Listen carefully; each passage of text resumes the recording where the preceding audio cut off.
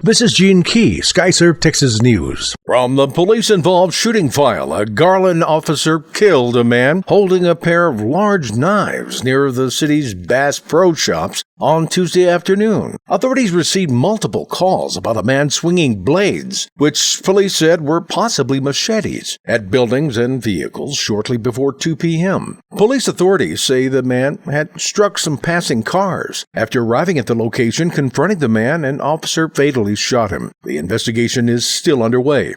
From the death of a child file. 10-year-old Greenlee Marie Buckley electrocuted while trying to rescue kittens stuck behind a dryer in her New Boston home Saturday evening. Police and the fire marshal in New Boston, about 20 miles west of Texarkana, are investigating the wiring at home, which the family rented. First responders were called to the home Saturday after Greenlee was shocked while trying to get the kittens from behind the dryer. They performed CPR on Greenlee until they reached the hospital, but were unsuccessful in saving her life.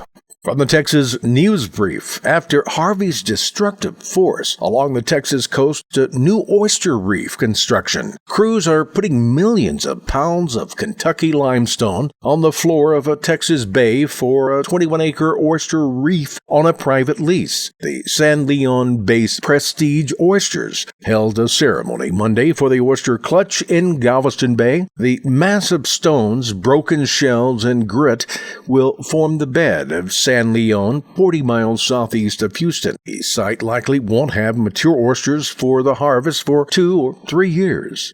The remains of a World War II teenage soldier is back home. The remains of the World War II soldier from the Panhandle who died during combat in 1944 in Germany have been recovered and buried in his home in Texas. 19-year-old Army Private Kenneth D. Ferris of Dodson, the Defense POWMIA accounting agency, said Ferris was wounded on November 28, 1944, and left for an aid station but never made it. Ferris was declared missing in action, then deceased in November 1945. Dozens of unidentified disinterred from between 1946 and 1950 from Germany's Hürtgen Forest. Some were interred in Belgium, then later in France. Remains exhumed in 2017 were identified in April as Ferris with help from DNA. This is Gene Key reminding you to visit us on YouTube, Facebook, or Tumblr at Skyserve News Service.